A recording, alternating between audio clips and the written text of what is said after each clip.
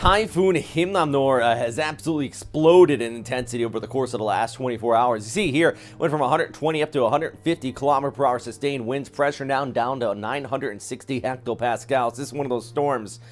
If you are ahead of this, out there in the southern Japanese islands, specifically around Okinawa, if I have anybody watching from Daitojima, these are the areas you really got to be getting prepared for the potential of a super typhoon out here. No joke with this one. The Okinawa Islands already, they were just east of the center of circulation, did report winds of upwards of 174 kilometers per hour. It's right about in here, so already confirming that intensification from our storm system. As it moves off towards the west, JMA expecting it to get up to about a Cat 3, Cat 4 equivalent just south of Okinawa, and then it's going to linger. It's going to stop here with those tropical storm strength winds basically raking from Miyako-jima, Ishigaki over towards Okinawa before likely lifting back here towards the north. Now, all right, you've seen the track there. I want to show you a few things before I get any further into this update.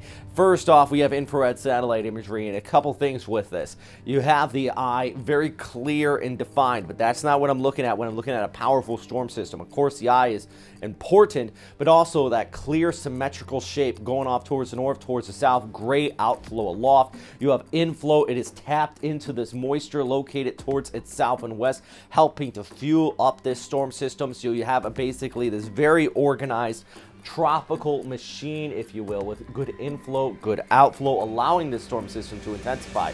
Furthermore, if we look out west, out ahead of this, in water vapor imagery of dry air behind it, but this is all moisture-laden air. It is not going to be encountering dry air, nothing like in the Atlantic where you have Saharan dust and all that. That's not the case. Out ahead of this, it is just basically a prime paved road for this to cruise off there towards the west, towards the southern Japanese islands. And that's why, from the Joint Typhoon Warning Center, slightly different than the Japan Meteorological Agency, they're pretty much on the same idea of where this is going to be going, but the JTWC out of Hawaii, this is what the U.S. military uses, expects this to be up to 145 knots. That is 130 knots is a super typhoon, by the way.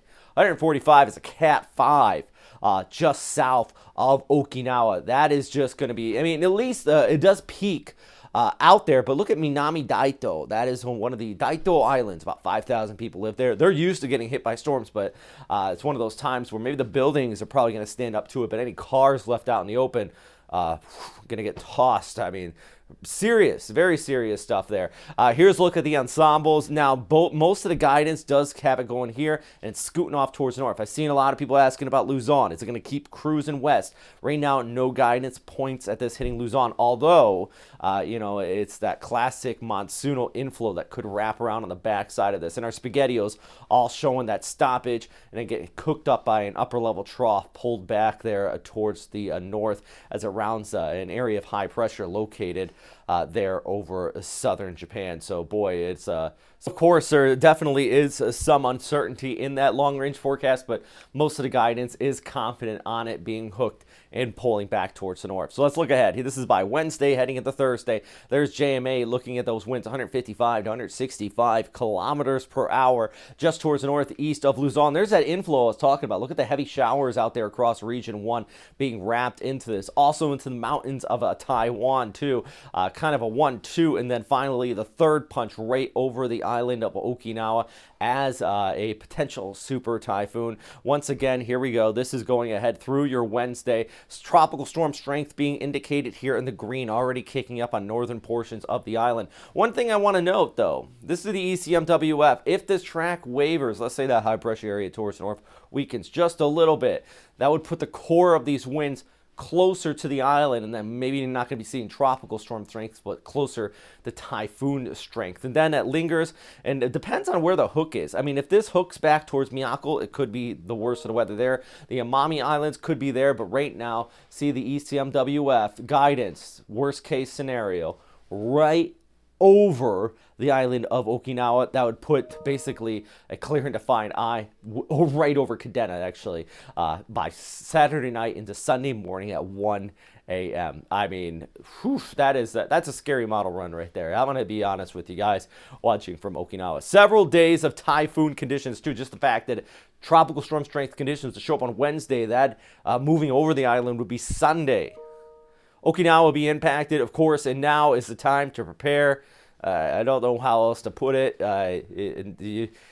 You could wait to the last second. You could wait till this gets to T-Core 2, T-Core 1, but right now, for sure, the time to get ready for this storm system. There's no ifs, ands, or buts about it.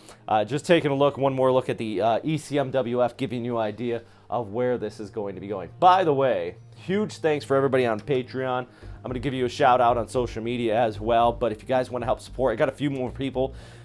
Roy just signed up and joining us here. Super Typhoon level, $10 a month. I can't thank you guys enough. You're the reason why, I'm in my spare bedroom right now making these updates. And the reason why I'm able to afford the lighting and the computer system and the graphic package, which is used for TV, is because you guys on Patreon help support the channel. So if you like these updates, please check us out. I really appreciate it. Number one thing, though, I'm never going to ask money from people that are about to get hit by a typhoon, of course, and it's more if you want to. I'm never going to put the stuff behind a paywall. But number one thing is, of course, stay safe out there, guys. Make sure you share out this video. Try to get to as many people as possible that may not be taking this seriously. Been doing this for about 15 years now. I've covered a bunch of typhoons, obviously. This is not the worst storm system I've ever seen out in this area, but it definitely is one, and Okinawa hasn't gotten hit pretty hard in a while. So it's one that worries me in the sense that maybe people might not take it full seriously here. Especially, the other thing that worries me is the duration over the southern Japanese islands and the duration of inflow for the west coast of the Philippines. That's a couple things that does kind of stand out to me right now. So anyways, that's all for today, guys. As always, thanks for watching, and of course, stay safe out there.